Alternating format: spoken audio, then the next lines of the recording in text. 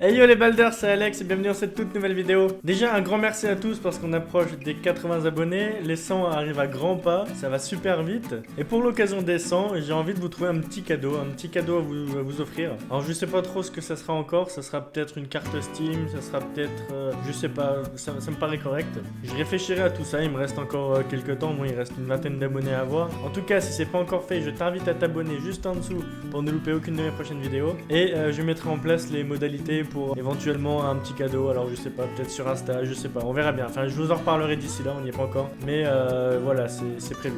Sinon aujourd'hui, alors en fait, je vous explique un peu, je m'ennuyais, j'étais devant l'ordi, je savais pas quoi faire. Et du coup, dans la barre de recherche Google, j'ai juste marqué test pour voir un peu ce que ça me donnait. En fait, j'aime bien faire des petits tests de temps en temps, un peu comme on avait fait avec Tristan il y a quelques temps sur la chaîne. Et du coup, je suis tombé sur le site Doctissimo qui proposait de faire des tests. Donc regardez, je vous montre.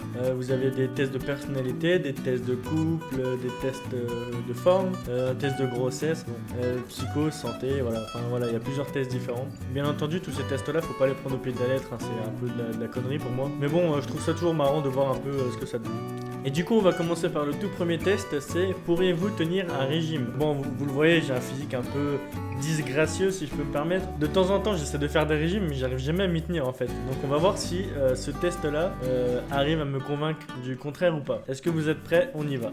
Bon, a priori, on est parti pour 12 questions. Donc, c'est parti, hein. Allez, alors, première question. Face à l'échec, que faites-vous en général? Vous ne lâchez rien, vous laissez tomber, vous tentez un dernier effort. Je suis plutôt persistant quand même, hein. Enfin, peut-être pas pour les régimes, mais pour la plupart des choses que je fais, je suis assez tenace. Allez, on va dire, vous ne lâchez rien. Question suivante.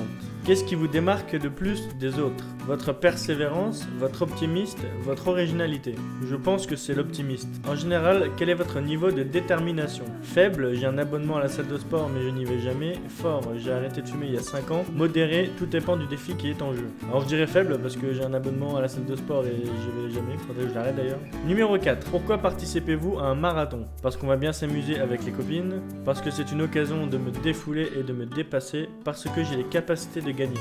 Plutôt s'amuser, hein, parce que je vais clairement pas gagner et voilà.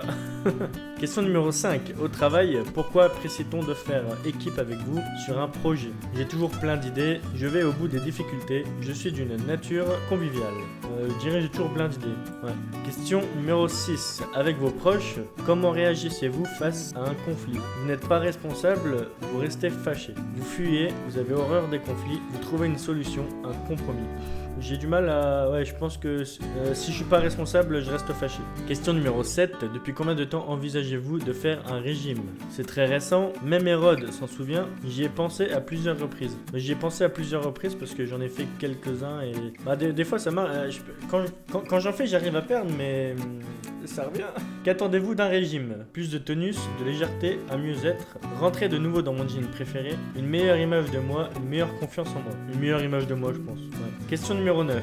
Vous commencez votre régime et on vous invite au salon de la pâtisserie. Je décale le démarrage de mon régime. Tant pis, je profiterai de l'événement avec mes yeux. Je décline l'invitation. Je décale le démarrage de mon régime. Ça va. Un salon de la pâtisserie, c'est une fois par an. Le régime, je peux commencer pendant 365 jours dans l'année. Je pense que vous comprenez mon raisonnement. Allez, je décale. Avez-vous déjà suivi un régime? Oui, sans trop m'y tenir.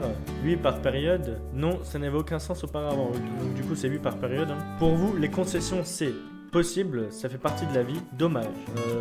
C'est possible, ouais. Et la dernière question, quel est votre rapport à la nourriture?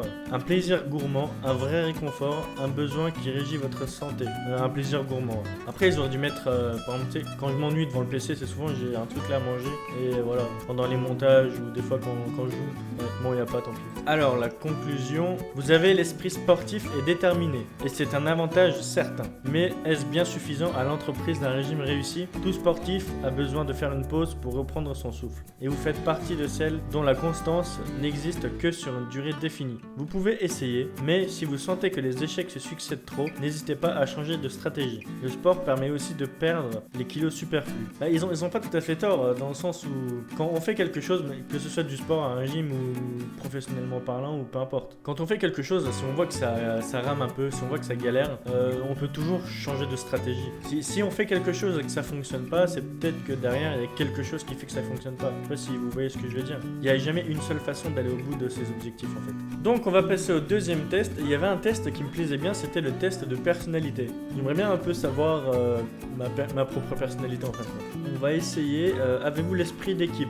Bon, personnellement je pense savoir que je suis un peu solo, j'aime bien faire les choses tout seul, je suis pas trop dans l'esprit collectif, hein. Le sport tout ça, j'aime pas trop tout ça. Donc on verra s'il va me dire que je suis, il dit quoi, solidaire ou solitaire, on verra s'il va me dire que je suis solitaire, je pense être un solitaire. Ouais. On va essayer quand même. Question numéro 1, au cours de vos études, vous avez été candidat pour les élections de délégués de classe, premier de la classe envers et contre tous, fidèle à vos amitiés. Alors j'ai été candidat et j'ai été délégué de classe, mais je suis aussi fidèle à mes amitiés.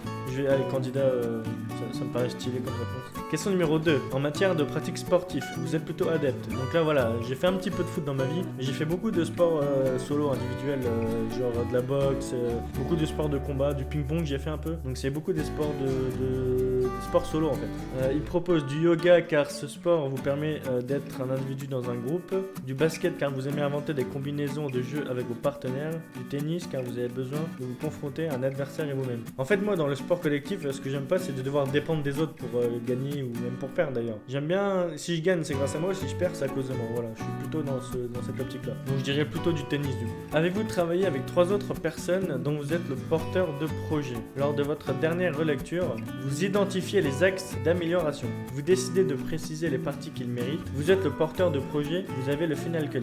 Vous ne voyez que les points positifs de ce travail collaboratif. Votre hiérarchie saura vous indiquer au groupe les points d'effort à retravailler. Vous apportez des correctifs par petites touches sur les points que vous maîtrisez avec aisance.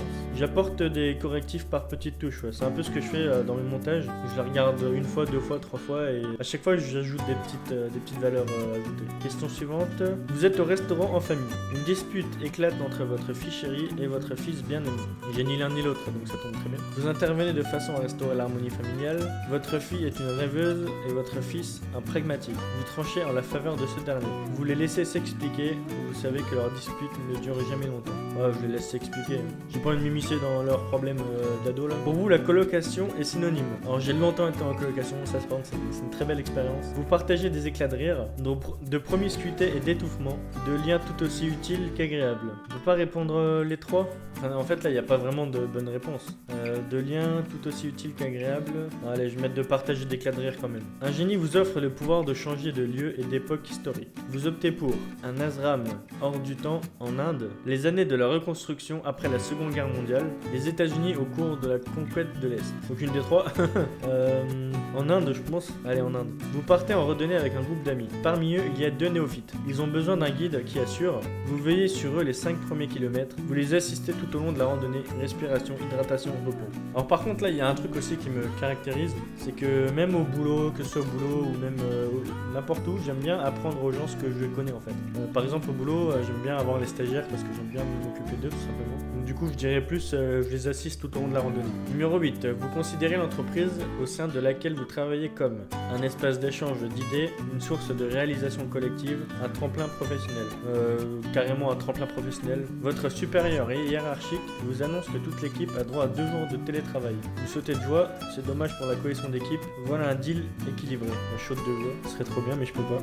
Votre expérience professionnelle vous permet de relever des défis d'envergure, de jouer le rôle de formateur en interne, de mieux comprendre vos motivations et les valeurs humaines. Donc là on en revient un peu à ce que je disais tout à l'heure sur les stagiaires tout ça, donc de jouer le rôle de formateur. Mais après j'aime bien relever des défis. Je vais mettre de relever des défis d'envergure. Et donc le résultat, vous ne croyez pas du tout au proverbe « Seul on va plus vite et ensemble on va plus loin ». Vous êtes un lonesome cowboy. Après tout, il existe un autre proverbe qui dit qu'on est seul et qu'on meurt seul. Peut-être qu'entre ces 2 étapes, vous pourriez faire une petite place aux autres. Cela vous réchaufferait le cœur et c'est souvent dans la contradiction qu'on découvre de nouveaux pans de sa personnalité. Donc il dit bien que je suis un solitaire. Et puis moi ça me va très bien, je le vis pas plus mal. Et on passe maintenant au dernier test. Je pense que c'est celui que j'ai voulu faire depuis que j'ai ouvert le site. Quel est votre point fort sous la couette? Parce que même moi je me le demande bien. Vous considérez que vous êtes plutôt un bon coup au lit, mais connaissez-vous votre point fort? Quel est le meilleur moyen d'atteindre l'orgasme selon vous? Variez de nombreuses fois les positions au cours de vos ébats. Proposez des positions différentes et inédites à chaque fois.